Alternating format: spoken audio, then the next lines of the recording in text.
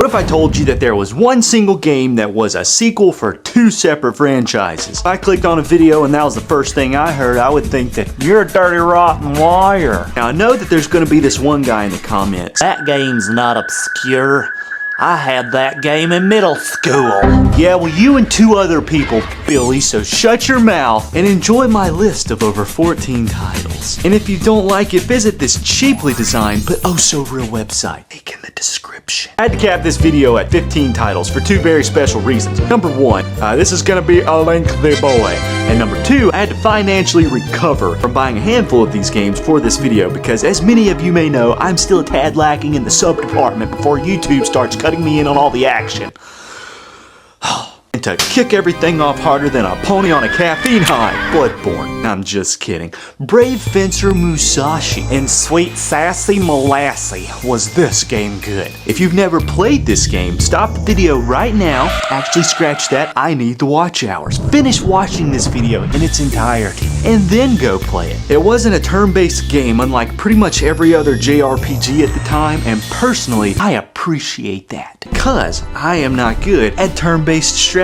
Get my butt kicked every time. Except for this one random game called Shattered Union, I will whip you like a rented mule. Brave Fencer Musashi got a sequel called Samurai Legends Musashi, PS2 exclusive, released back in 2005. When you first look at this game, you instantly notice similarities to Kingdom Hearts, and that's because the guy in charge of the character design for this game also worked on all of these. I'll just go ahead and say it, this game is nowhere near as good as the first one. Musashi can be kind of annoying at times, and although some of the other characters are interesting, they never get fully developed. Gameplay though is where this game starts to look up. The exploration is rewarding, progressing yourself and your village is satisfying. There are also dungeon sections with bosses. Combat is again real time, it feels responsive, similar to Kingdom Hearts, so if you like that stuff, you probably like this game. It's also published by the same company that published the other RPG juggernaut, Final Fantasy VII. Did you know that there was a separate Final Fantasy VII game that came out on the PS2 the same year the PS3 was released?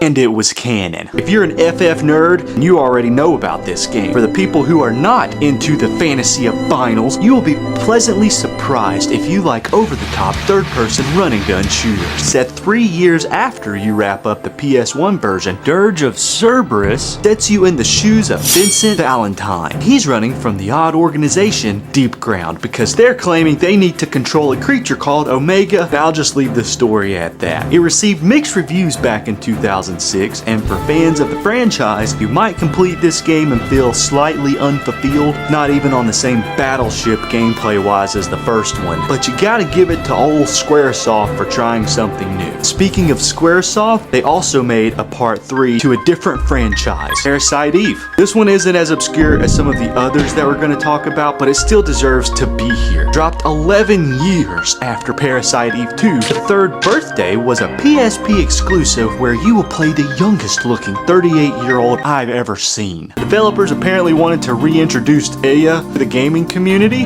and for some reason that's beyond me why they decided to do it with a new name instead of the beloved franchise that people already loved. Might be looked at more of a spin-off rather than a direct sequel, but let's just break it down. You play as the same character in the same city. The only major difference in the game are the playstyle, and you still have abilities, but for some reason they've changed. TBH, it's still a pretty good PSP game. And for those of you who say, It's not a sequel, it's a spin-off, then I behoove you to type in Parasite Eve 3 in Google and see what game magically appears. It's the third game in the franchise. And while we're on the subject of arguing if a game is a sequel or a spin-off, what about GTA Advance? It takes place in Liberty City and it's a pre-sequel set a year prior to GTA 3. Going back to its roots, with a top-down view, you assume the role of Mike, whose BFF just unsubscribed from life, and you have now found yourself mixed up in a life of organized crime. If you love the GBA and anything and everything Grand Theft Auto, then you'll most likely enjoy this game. People praised it when it first came out back in 2004, with even IGN saying it was definitely worth the long wait. And it's also canon to the GTA series. So spin-off or not, if you see this game, grab it. Considering the limited hardware that Rockstar had to work with, they kinda outdid themselves just a wee little bit. And let's just be real here, Rockstar rarely falls flat on their face. And I know what you're saying. Shut up, you hillbilly nerd. Rockstar has never put their name on any kind of bad game ever, dumb nut. Well then, my new angry friend, have you ever played State of Emergency? Budget title published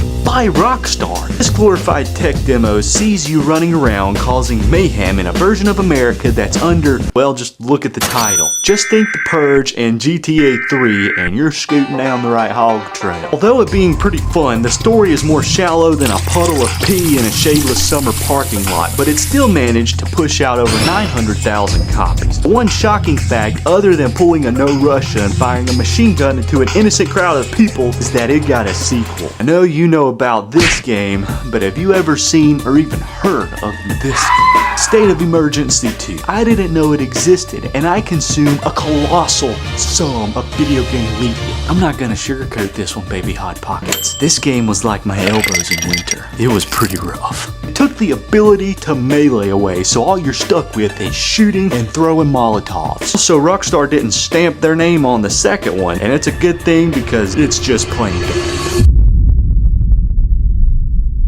Metal Gear Solid is a fantastically beautiful game that has a lore deeper than your mom's drawer of mismatched socks. With over a dozen titles bearing the Metal Gear name, it's easy to see how some of them get looked over or instanced. There's a game called Metal Gear Acid that's a PSP exclusive and for some reason a lot of people haven't heard of outside of the MGS community. But what's even more ludicrous is this obscure video game got an even more obscure sequel. Set after the events of Metal Gear Rising Revengeance, Acid 2 is a card turn-based strategy game that I cannot exaggerate enough when I say you need a Harvard doctorate degree to understand how this game works. Okay, so it might not be that bad, but there are over 500 cards, not including combinations, and you can also rank your cards up. If that sounds fun to you, then I don't know if we can be friends. This is me attempting to play this game here, and as you can see, I have zero idea of what I'm doing. I didn't have 2 years to learn the basics, okay? I'm sorry. Really not that bad. It's just the pick up and play ability is a hard 0, but I'm sure once you learn it, you might like it. I don't know. Who knows? And I only liked the first one enough though to give us a sequel, so somebody out there enjoyed it. It just wasn't me, and I love Metal Gear Solid. It does have this cool shell-shaded graphics that looks pretty dope, so there's that. MGS Acid 2 wasn't the only random Konami sequel. You guys ever heard of a game called Nightmare Creatures?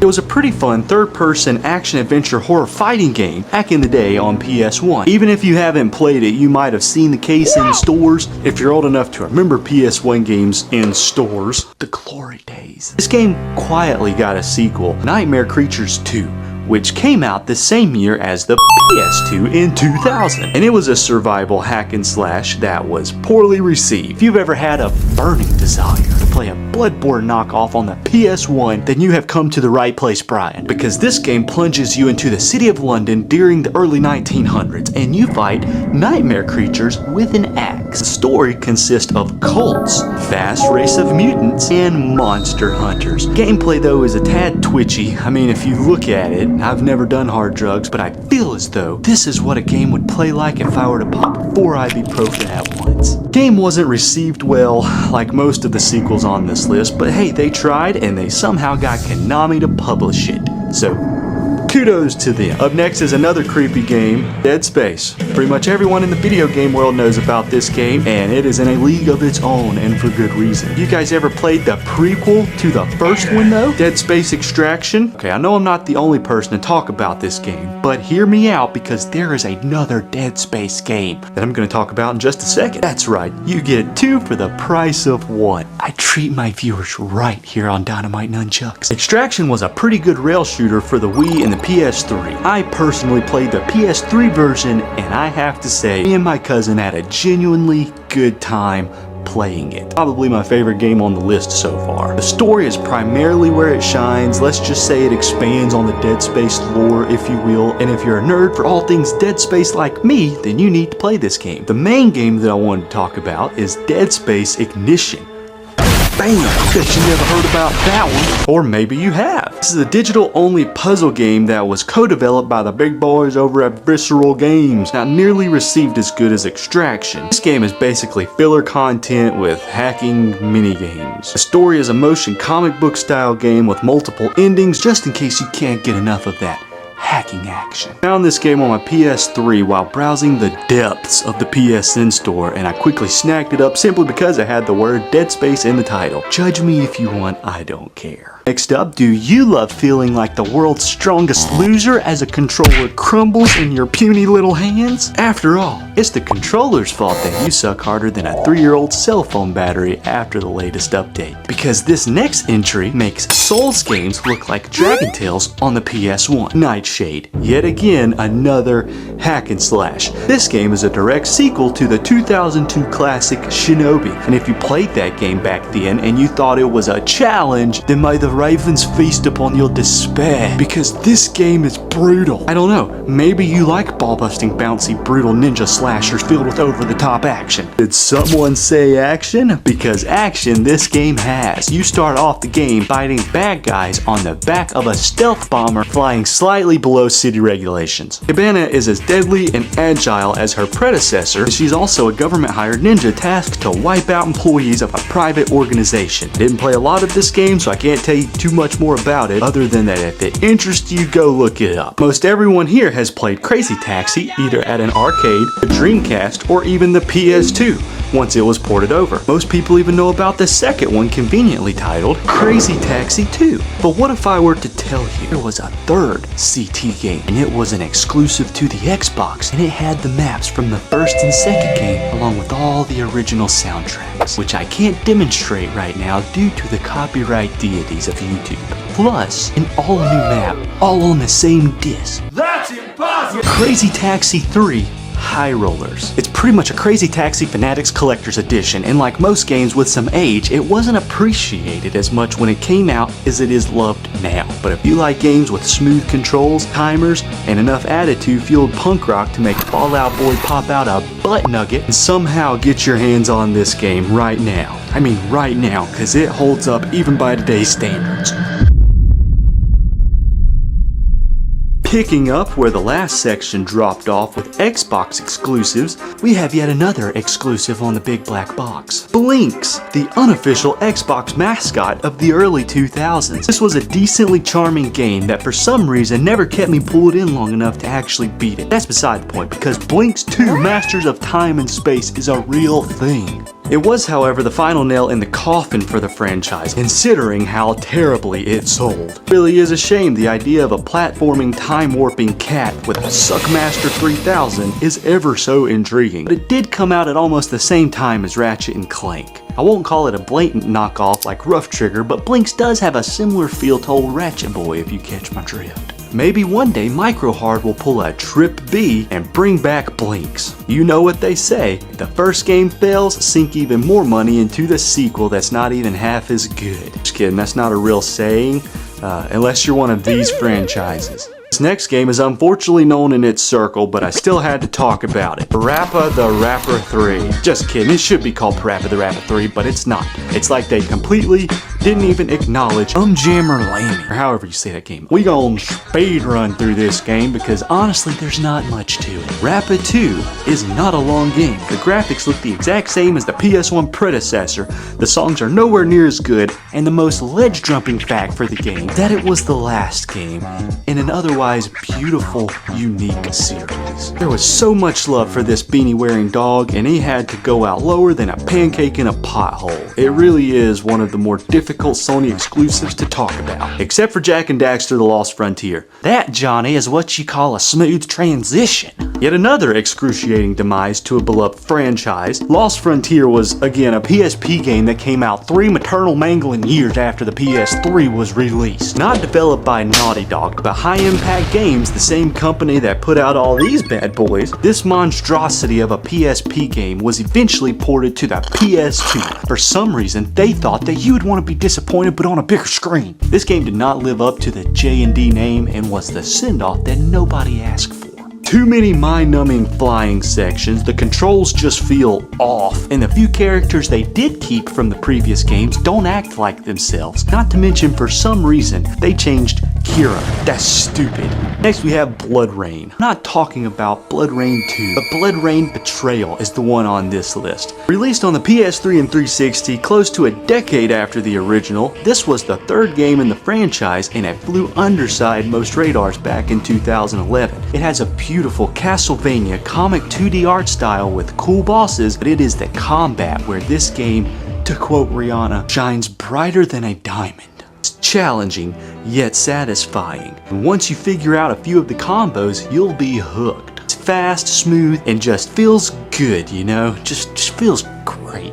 Sadly, that's where the praises fly away. It's not a huge factor, but there is no voice acting. The story isn't nothing more than just setting you up to go slay countless hordes of bad guys. If you are a fan of the series and for some reason have never heard of this game, do not be turned off from the art style, my friend, because you will find yourself in a challenging, yet fun and satisfying game that'll make you yell at your TV screen for hours to come. You remember when I told you that there was a single game that was a sequel for two separate franchises back at the beginning of the video? Yeah, sorry it took so long for me to get here. It's what us here in the industry call a hook. And baby, now it's time to eat that bait. I don't even know if that makes sense. Dino Stalker for the PS2. Okay, so this one's a tad confusing. I'm gonna try to explain it anyways, so bear with me. Alright, here we go. Dino Stalker, or as it was called in Japan, Gun Survivor 3 Dino Crisis. Guess the Japanese don't claim this abomination, so in all honesty, us Americans shouldn't either. Dino Stalker marks the third installment in Capcom's Gun Survivor series, succeeding Resident Evil 2 Survivor Code Veronica. So to break it down, you got the Gun Survivor series, which is a spin-off of Resident Evil. Right after Resident Evil Survivor 2, we get the next game in the series, Gun Survivor 3 Dino Crisis. So it's technically the next game in the series, but it's also tied to the Dino Crisis world. I don't know if that really makes sense. It's starting to make my forehead feel tight. If you have the slightest idea of how to explain it better, please tell me. You won't hurt my feelings at all. It's a light gun game, and I love anything to do with dinosaurs, especially games with creepy dinosaurs. Big W in my book. And if I like it, then you might too. That don't mean you will like it, because obviously we are two separate people. If I do like it, then you might kind of like it too. Well, we made it. This was by far the longest video I have ever made. Thank you ever so much for watching. Hitting that like button like it owes you money really helps us out, aka helps me out. There's no us, it's only me. I'm a one-man show. And remember, if life gives you lemons, you squeeze them into the life size and make them beg for mercy.